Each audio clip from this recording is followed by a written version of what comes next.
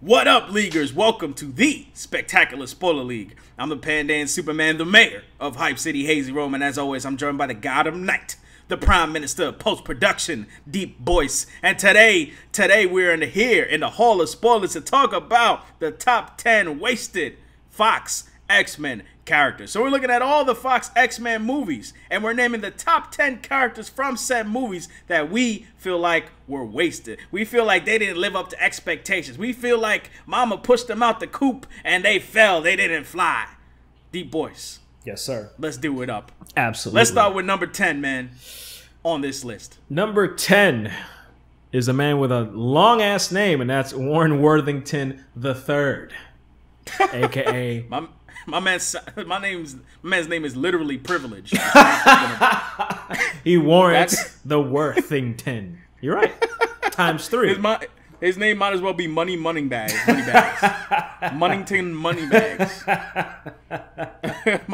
my man's name is my man's name is college for free, essentially. Man's over here like making mad bread, so just by being born.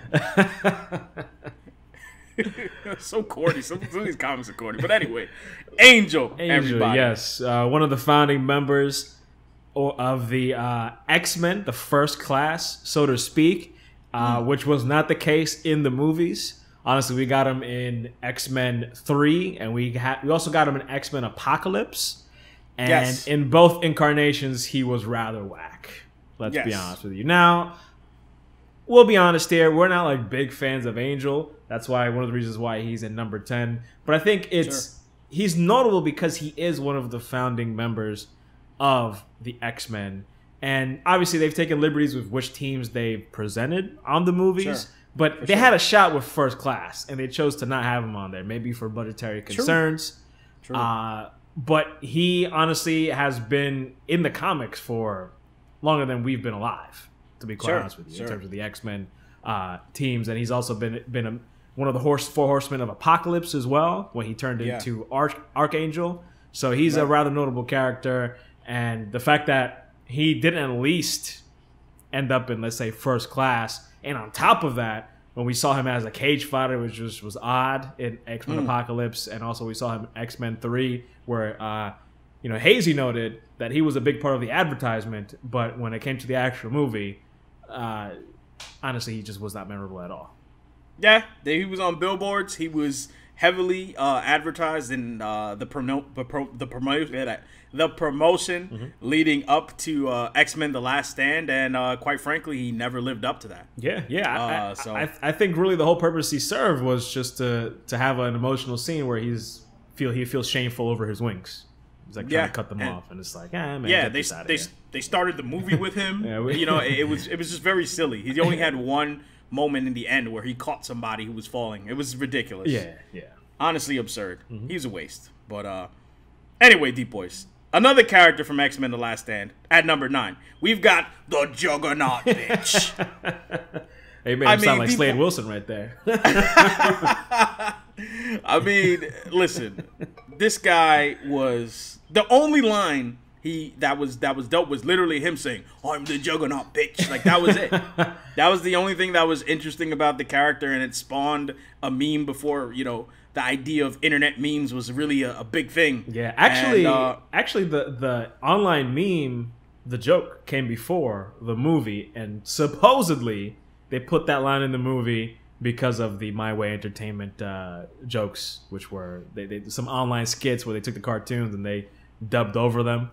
Some like dudes from like Chicago, if anyone knows out there. It was we talk about memes before there were actually memes, old school jokes, and that was pretty much the whole purpose. I mean, when I was a kid, that's what I noticed. It's like, oh, they had him say the line from that online that video that we seen on YouTube. That's hilarious. Yeah, I never knew that. I never knew that. Yeah, that's interesting though. It's not confirmed. I'm not going to confirm it, but the joke came first, and it happened to be in the movie, so there's a possibility it came from that. Also, I wasn't a big fan that they made him look like one of those. He looked like a WWE like rubber action figure or something. I didn't like his look at all. Obviously, they didn't spend a lot of time with him, so they weren't going to really give him his traditional look. They didn't give it much of the characters a traditional look. Possibly the most egregious thing was his lack of a relationship with Charles Xavier. I mean, that's his. They're stepbrothers or half brothers or something along those lines in the comics. Maybe you could clarify that. But yeah, no. It wasn't shown. They're stepbrothers, yeah, and that was just not included in the movies at all. Again, they have a rich history.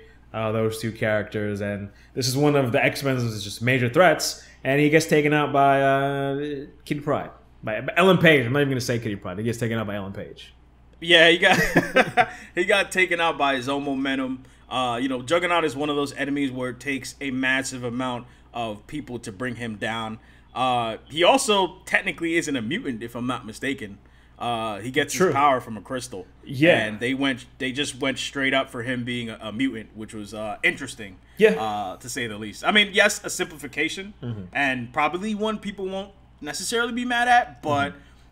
Once again, he's wasted. He never was made out to be the threat that he can be. Pretty much, it just wasn't a good look for him, man. But Deepboyce, on to number 8. Now we're gonna get into some main characters that everyone identifies as X-Men characters who just didn't get shine, man. This one is particularly sensitive for me and Deepboyce. But Deepboyce, hit him with number 8, man. Number 8 is Remy LeBeau, aka Gambit. Remy LeBeau is what his name should be because he's a beast. I mean, honestly, he's one of the coolest characters from way back. I mean, even before the X-Men animated series, that's when we were first introduced to him, Hazy and I. And obviously, who didn't want to be Gambit? Gambit was, he had a cool look.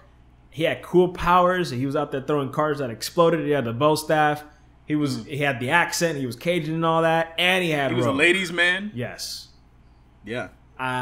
And he was honestly an extremely cool character with a rather interesting past where he was a bad guy at first. And he was always that character that, you didn't know if you could really trust because he kind of grew up as a thief and then was actually a member of, I believe, the Brotherhood of Evil Mutants and the Marauders. So, just kind of some comic book backstory there. But in the comics, I mean, not in the comics, but in the movies, we first saw Gambit in what is quite possibly the worst X-Men movie that exists, and that's X-Men Origins Wolverine. Taylor Kitsch portrayed him in that movie, and I will say he wasn't terrible as Gambit, but when you consider how cool Gambit is, it was not a good portrayal. His accent was also all over the place. Like his Cajun accent was just like, it was all over the place. It was not a good. It was definitely a miscast, and unfortunately, it just never lived up to expectation. We never got to see Gambit actually be a prime member alongside the X-Men team. He was, to be honest with you, he was sort of a footnote in X-Men Origins Wolverine, and one of those characters who was featured heavily, once again, in promotional material, and has a super minor role, essentially. So, really unfortunate for Gambit, man, which leads us to number 7. Yes. Deepboyce. We've got Rogue, okay? Now, it is fitting that these two are next to each other because these two are historically tied together in the comics and in multiple media portrayals because Gambit and Rogue have a thing for each other, a long-lasting relationship, a long-lasting love interest for each other are these two. And Rogue was, for some reason, turned into a teenager for the X-Men movies. We mostly saw her with Iceman for some reason. As her main romantic interest. But Rogue, to me, and I think you might agree, was just never interesting. Like, her powers were interesting, but the character of Rogue was never that interesting. Really, she was meant to show sort of a softer side to Wolverine. And, the promotion of that character as sort of the person at the forefront of the X-Men brand during the original X-Men movie trilogy. Yeah, and honestly, I think they may have made a mistake with going with the traditional Rogue or the old school Rogue before she drained the powers from Miss Marvel, Carol Danvers, because that's where eventually she got those powers where she could fly and she was super strong. And I guess they were going for a more young adult storyline with Rogue and Iceman where, they love each other, but she can't touch him because of her powers and all that. But really and truly, when we were that age, in 2000, when that movie came out, the first X-Men movie, we wanted to see Rogue that we saw in the cartoon. Obviously we didn't give a damn about this Rogue. No.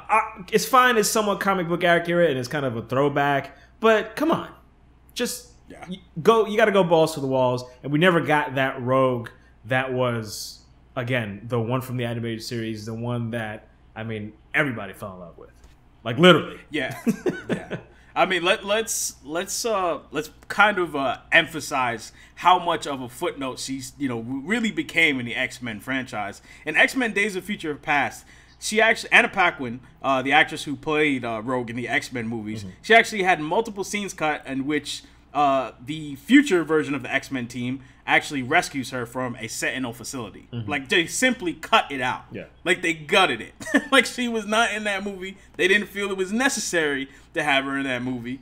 More than that. And, you know, I mean, honestly, all the other X-Men got enough screen time to at least have, like, sort of their cool moment, but she didn't. Yeah. For a character that was kind of billed as a main character in the first trilogy of X-Men movies, I didn't even think that she was gonna be shown in Days of Future Past when I was watching. I was kind of more excited to see, like, Patrick Stewart, Halle Berry, et cetera, Yeah. and then they kind of showed Rogue real quick, and I was like, oh yeah, she was in this. I forgot. Yeah. They ultimately released the X-Men Days of Future Past, the Rogue cut, but that's really just because people were like, yo, what the heck? Once it came out, people were like, yo, what the heck? It didn't make sense, like you said, tonally with the original trilogy of films. But, Deepboyce, on to number 6. Who we got at number 6? At number 6, we've got one of the X-Men's, I guess you could say, greatest foes, or more common foes, and that's the Sentinels. They're pretty much the X-Men's cannon fodder. Whether it's that's a good word for it. Yeah, whether it's the animated series, whether it's X-Men Legends or the comics, the Sentinels. I mean, listen, it's never a bad thing to have robots for superheroes to go ballistic and just go full force and use all their powers and work together and showcase some awesome scenes in the movies. But that was just never the case in any of the movies, with the exception of Days of Future Past, where we saw 2 versions of them. And also, Hazy kind of pointed out that there was a version we slightly saw like a Sentinel head in a Danger Room scenario. I think it was in X2, X3? It was X-Men The Last Stand.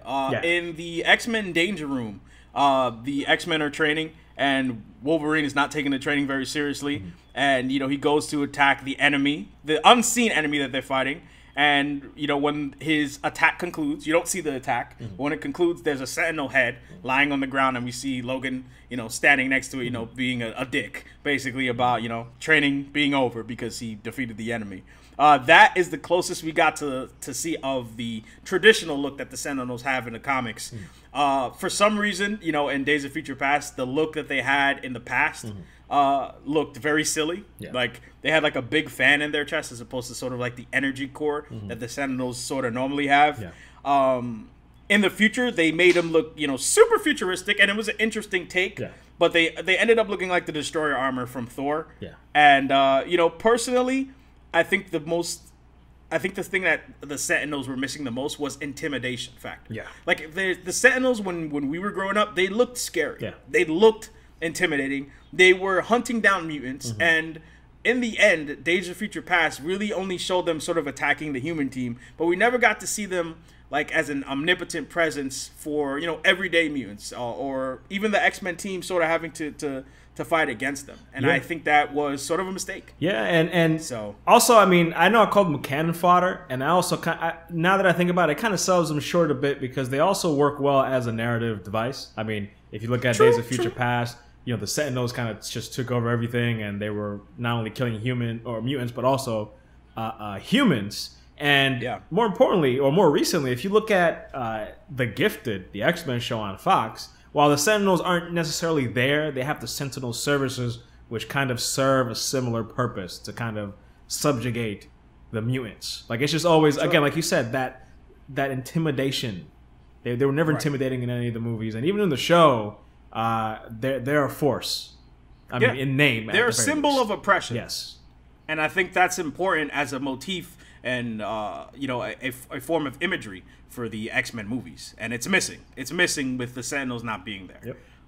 And they're very recognizable. And once again, like you said, we call them cannon fodder, but they also give the X-Men a significant challenge when they're fighting them too. Yeah. They often have to work together as a team to take out these hulking enemies, and it just they underwhelmed. But Deepboyce, man, on to number 5. Yep. We've got Emma Frost, one of the most powerful telepaths in the X-Men universe. We got to see her briefly in X-Men Origins Wolverine as a young girl using her diamond form, but primarily we saw her in X-Men First Class as a 100% forgettable sidekick or addition to Sebastian Shaw in the Hellfire Club. And quite frankly, that is probably one of the most that's one of the most shameful things you could do to a character like Emma Frost. Yeah. Powerful telepath, very, worthy adversary, and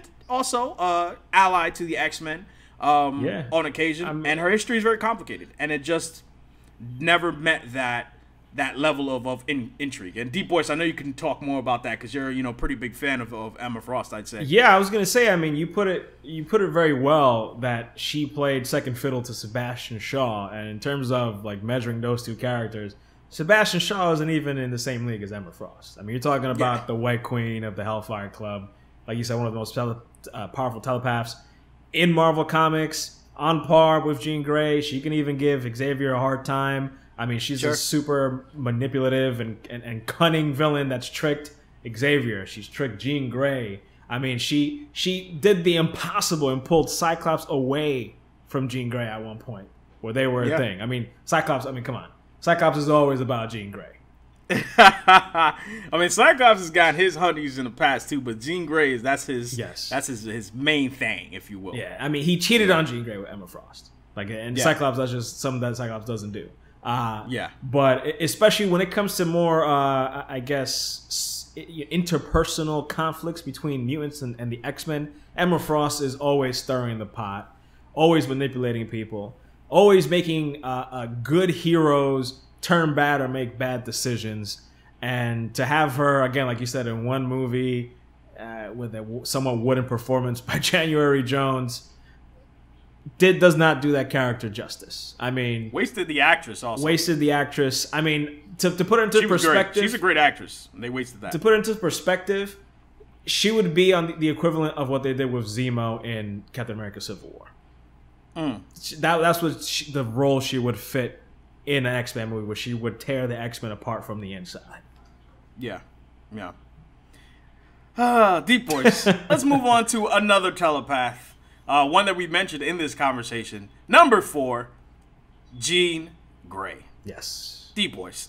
Obviously, she was at the center of the original X-Men trilogy. Obviously, she's an important part of sort of the revamped X-Men movies. her being in X-Men Apocalypse and her going on to star in X-Men Dark Phoenix. But why is she on this list, Deepboyce? Despite her, being a sort of a main character in those movies. Why? Honestly, it's because despite her being one of the major characters in most of the movies, she's never been all that interesting, or sometimes even been the worst parts of the respective movies.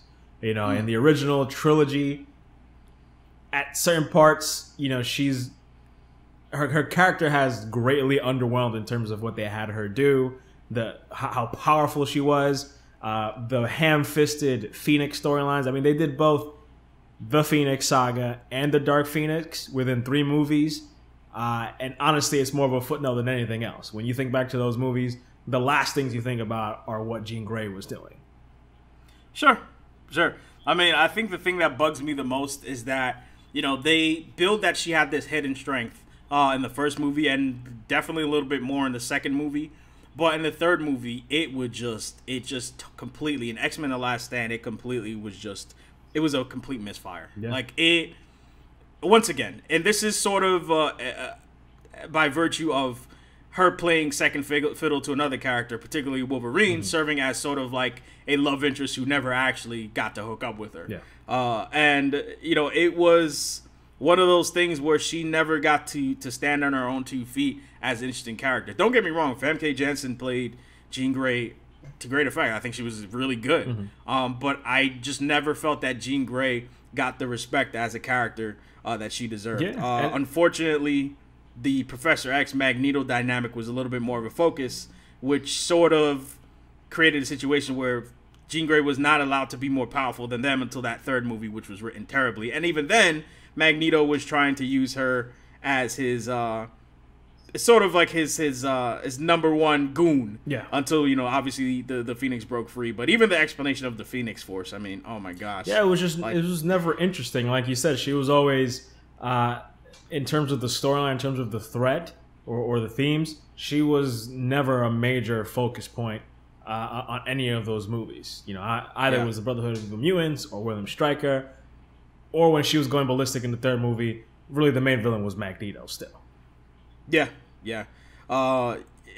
Still a cool scene when Wolverine ultimately killed at the end of the movie. The visual effect was cool for the time. Oh yeah. But Deepboyce, hit us with number 3, man. We're moving on to another core member of the X-Men team. Yeah, we're going with Aurora Monroe, aka Storm, one of the most powerful mutants in all of Marvel. Don't be fooled. Yes. Don't be fooled by some of the interpretations you've seen, particularly in the movies. But Storm is not to be trifled with on any sort of level. I mean, she's super powerful. She's super capable, super intelligent. I mean, she is... If Cyclops is not there to lead the team, they're not looking towards Wolverine. They're not looking towards Jean Grey. They're not looking towards, I don't know, Rogue. They're not looking towards Shadowcat, Kitty Pryde. They're looking to Storm. Yeah. Honestly, it's 1A, 1B when it comes to Storm and Cyclops in terms of who can lead the X-Men, but she never had anything to really do of importance in any plot, any of the stories, any of the movies, whether it was Halle Berry in the first 3 and Days of Future Past, or this new young lady who plays her in X-Men Apocalypse. Yeah. I mean, this is an Omega level mutant. There's a couple times she had a couple cool moments. I think where she created some tornadoes. I think that was in X-Men 2, if I'm not mistaken. She had a couple cool moments, but once again, just never left with anything interesting to do. It's clear that she is someone who, at the end of X-Men: The Last Stand, she's someone who's probably going to be, leading the X-Men team, but or helping to lead the Xavier Institute. But once again, she's not all that interesting. And I think an important point to bring up is a point that we've brought up in, talking about Jean Grey. Like, she's in, 5 movies? Yes. And she's never been, gotten a story arc, and she's one of the main characters. She's one of the main X-Men. She's one of the most easily recognizable X-Men characters. Yeah. When you think of the X-Men team. No recognizable storylines of interest in 5 movies. And they got they got a rather big time actress to play her. I mean, Halle Berry during that period of time, that you needed to pay her some serious money for her to be in a movie. Yeah, and 4 out of the 5 movies you've got Halle Berry playing Storm. For what? Nada is what. Okay. Deepboyce. Hit him with number 2, and this number 2 one is probably one of the most egregious examples of a wasted villain for the X-Men. I need to let out a sigh on this one. Number 2, the Fox movies continue the Marvel curse of having underwhelming villains, and that's Apocalypse. Yes. And Sabanur, one of basically the Thanos of Earth, or the Thanos of the X-Men. The guy that is just way too OP, too powerful. I mean, there are countless dystopian futures where he wins and the world has gone to shit. There are countless times where he goes... Age of Apocalypse. Age of Apocalypse is a great example. There are countless times where the X-Men barely are able to fight him back. They can't even really defeat him. He just happens to leave and comes back for another day. There have been countless times where he's come close to taking over the world, having several powerful mutants as his thrall, Wolverine, Angel, Magneto, etc., etc. And they had him in one movie, X-Men Apocalypse, and they were played by the wonderful Oscar Isaac, who's a great actor, but man, did they really drop the ball on this villain in that movie. Yeah, you called him, you said his name is En Sabanur. That's false, because in X-Men Apocalypse, his name was En Sababor. Okay, because he was a complete bore. He was boring. What was his actual plan, to be quite frank? His plan was, we're going to destroy this world, and when we do that, we're going to build a better one on top of it. How exactly? How exactly were you going to do that? I guess the notion was, this is sort of an apocalypse thing. Destroy the world, and whoever survives or try to destroy the world, whoever survives is meant to evolve is the best of mutant kind, or really he focuses on mutant kind. He doesn't really care about humans, but that never really came across through what he was trying to do. It just never came across that way. Apparently, they were obsessed with him taking over Xavier's body. Yeah, and I was just kind of like, no, this is not Apocalypse. This is not necessary for Apocalypse. It's a silly subplot, okay? Yeah. He walks around half the movie with in the shadows, trying to recruit people for whatever reason. He spent too much time trying to be a god through clever one-liners as opposed to actually wielding his power and bringing people in that respect. Yeah, I mean, it was a waste. You said it rather well right there. He was talking the talk, but he did not walk the walk. I mean, yes. If you look in comparison, look at Thanos. Just in one trailer, he's intimidating. You could just tell he's there, just all business. And Apocalypse, like we said earlier with the Sentinels on this list, was just never intimidating, never felt like a threat. He looked silly. He just looked silly the entire time, unfortunately. They kind of had some voice modulation here that was kind of cool. But honestly, that was about it. Sure. It just, that was some dope homage to the original X-Men. Oh, yeah. The animated series. Yeah. But speaking of, animated portrayals, X-Men Evolution was also another good portrayal of Apocalypse. Both of those shows had an interesting take on Apocalypse. And quite frankly, when I was a kid watching the original X-Men animated series, I was so scared of Apocalypse. Yeah, he was. That voice modulation freaked me the hell out, man. He was scary. He definitely was. Yes. Yeah. I agree with that never came across with X-Men Apocalypse, to be honest. No. Also, his look, they definitely updated his look after complaints. And I'm not talking about the complaints that he was purple, because that was clearly the lighting in the picture that released in the promo magazines. He wasn't actually supposed to be purple. That was just the lighting. There were a bunch of Ivan Ooze jokes that sort of sort of plagued him, much like Thanos is being plagued with jokes about him getting lighter from one movie to the next. But I mean, the point is, Apocalypse never lived up to expectations. Nope. And I think that is probably the most egregious thing for one of the biggest X-Men villains in Marvel Comics history. Case closed. Yep. But to flip the script and talk about one of the most recognizable villains for the X-Men, let's talk about one of the most recognizable X-Men heroes. Deepboyce, hit us with number one. Number one is Scott Summers, a.k.a. the Boy Scout of the X-Men team. Cyclops, the leader, the de facto leader of the X-Men. A character who is, often maligned, but really and truly, Cyclops is a sullen character who is an exceptional leader and always keeps a cool head on the field of battle, and is well liked and respected not just by the X-Men but many other characters in the Marvel universe. I'm talking about like Captain America. A lot of these other characters really look up to Scott Summers and the way he conducts himself, and we'd be here all day if we talked about the importance he served in the X-Men lore. I mean, just like literally everything. Cyclops is involved. He has a hand in everything. But in the movies, look, credit to James Marsden, he wasn't terrible, but it's just, I guess, how they propped the character up, or rather how they had Cyclops prop up other characters, particularly Jean Grey, who wasn't well executed either. And ultimately, they had him get killed in X3, X-Men: The Last Stand, in a way that was just terribly unsatisfying, to be quite honest with you. I mean, they killed him off screen. Yeah. Like, this is the primary leader of the X-Men team. Once again, a character who fell victim to the X-Men movies focusing on a conflict between Professor X and Magneto without highlighting Cyclops' role as sort of like the main, let's call him a colonel in that war. And secondly, he fell victim to the push that Wolverine got.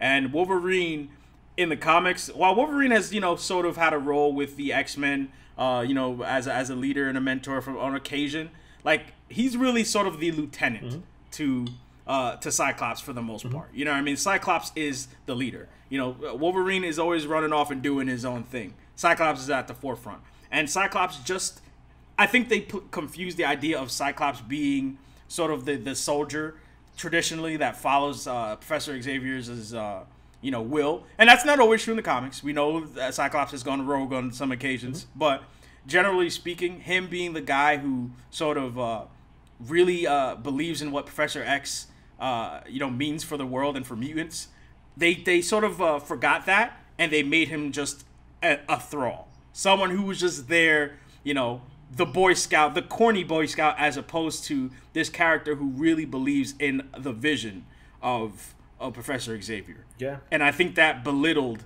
Cyclops, and he just fell by the wayside compared to Wolverine. And I think him and Jean Grey both fell victim to that whole thing. And ultimately, Cyclops didn't get his shine. And to be fair, in X-Men Apocalypse, they introduced him again.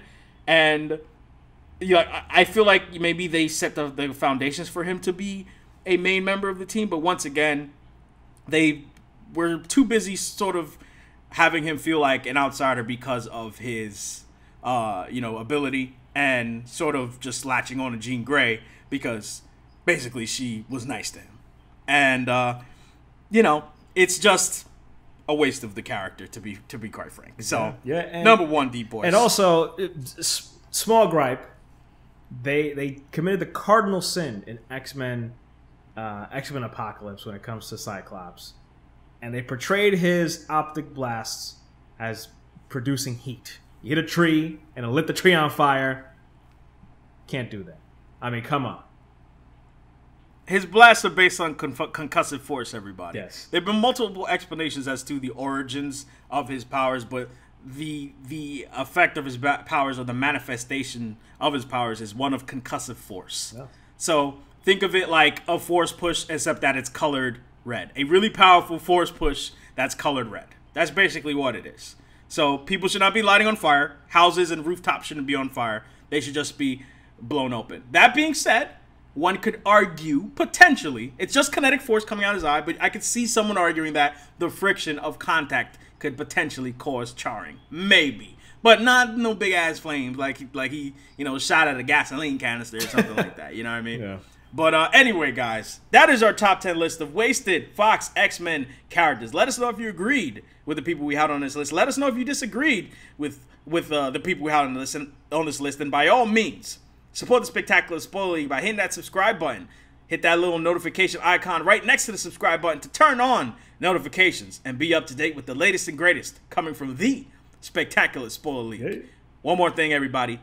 Drop a like on that like button. Help us get this video out here. Help us recruit some more leaguers to the cause, to talk to Fox, to convince them that they did the X-Men horribly in the time that they had the X-Men. That being said, y'all, we getting on out of here. Peace.